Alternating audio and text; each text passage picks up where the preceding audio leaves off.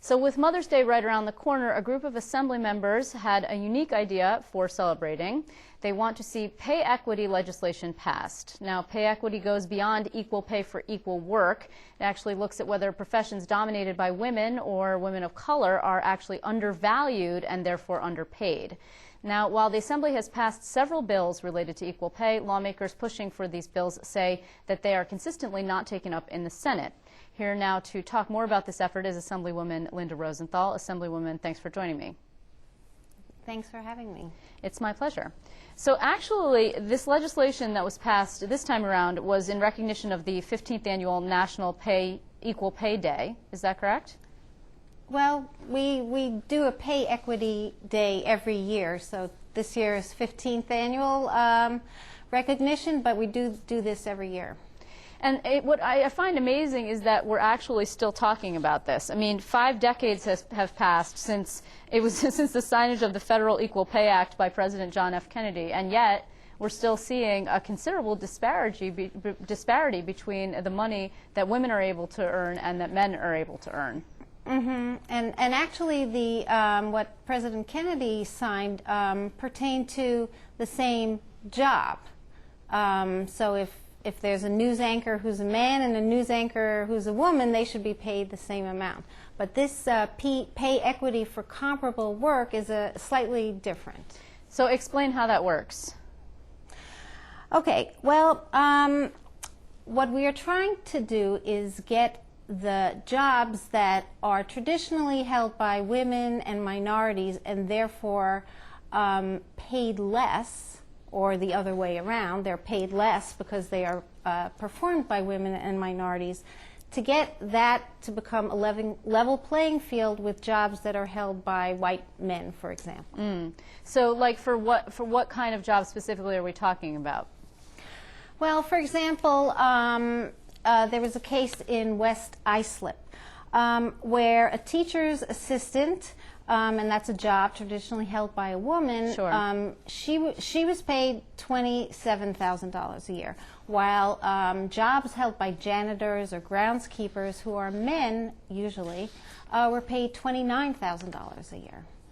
So that's because, yeah, go ahead. No, please continue.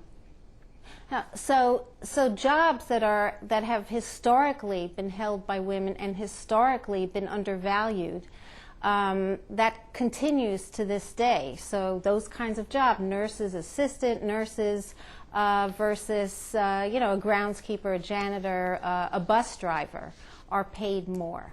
You know, what's interesting also about this is that at the federal level, there are a number of protections, right? I mean, just as recently as 2009, President Obama signed into law the Lilly Ledbetter Act, right, which actually extended the window by which you could have a statute of limitations for filing an equal pay lawsuit, right? So why is it that at the state level we need to strengthen the laws when at the federal level there are laws that already exist? I mean, this is what sort of the opposition would say. You don't need this because it exists at the federal level anyway. Well, it's not interpreted properly or expansively on the federal level. The way it's interpreted is basically it turns into the same job title. So you have to be paid the same because it's the same job title, as I was referring before to news anchors, for example. Right. But that's not what this is about. And I like that example. Yes, so do I. I know. And I know if you were in that situation, you'd make sure to be paid the same or more than your male counterpart. No comment, Assemblywoman. I have confidence in you. But in terms of jobs where the job titles are different and they are held by, you know, women and minorities versus men, there has to be a new system of evaluating what the worth of those jobs are to the employer. Well, isn't that, and that's part of pay equity. Isn't that, though, awfully subjective? I mean, it seems like it would be difficult. You would have to create an entire system by which you would say, okay, well, for example, a job in which you are a groundskeeper traditionally held by male is equal to a job traditionally held by a woman because in a certain amount of status. I mean, how do you establish that? Okay, well, there are different criteria that one can use to evaluate a job performance that have nothing to do with gender. For example, do you need a degree, an associate's degree, a college degree? How many people do you supervise? How dangerous is the job in terms of a work environment?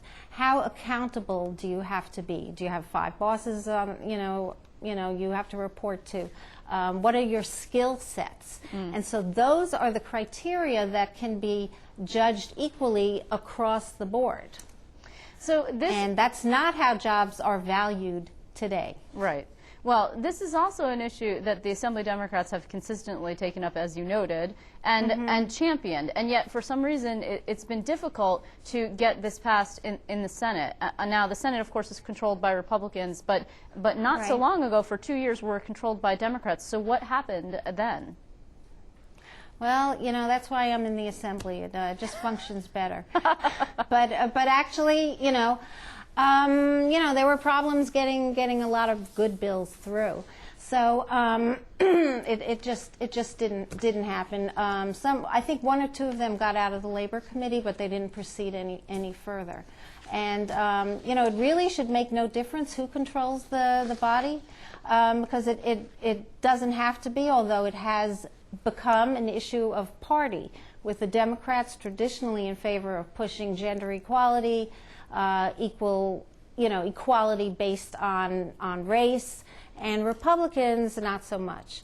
But it really is shameful that we have to keep passing and discussing and debating what comparable worth is, and whether people with different job categories and different genders should be paid the same for comparable worth. And the Republicans in the Assembly tried to make it seem as if they didn't really understand the concept. And they also tried to say that we're trying to hurt business. Well, right, but here they also, if I might just interrupt for 1 second, the part of the debate has also been, if I remember correctly, that there is a concern that actually you would hurt men.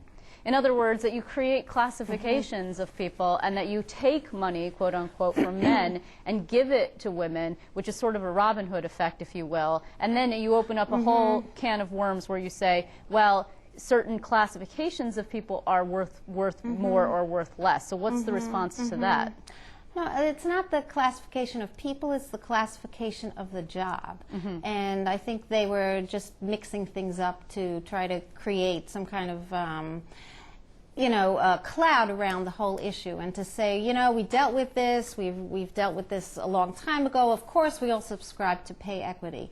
But in fact, they're just muddying the waters by bringing in the specter that eventually men will be paid less. That's not the goal for us, anyway, for society. Our goal is that everybody's paid for equally, and for comparable work, they're paid equally as well. So just in closing, what is it that is your next step here? Because you have had trouble getting things past the Senate, and obviously this isn't exactly on the top to-do list, not for the governor, who happens to be a Democrat, and not necessarily in the Senate either. So how do you push this through? Yeah, actually, it isn't among the top items on the list for the Senate or for the governor, and it actually never has been historically in all the years that the Assembly has passed it. So what we have to do is make this issue have a higher profile. We have to talk more about it. President Obama had a commission on women that is a 100-page long, issued in a 100-page long report that talks about how women are increasingly getting more advanced degrees than men.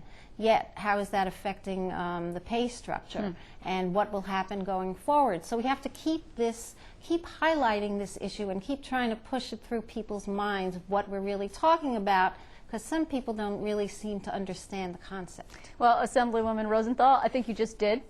So I want to thank you very much for being here with us. It was good to see you. You too. I appreciate it.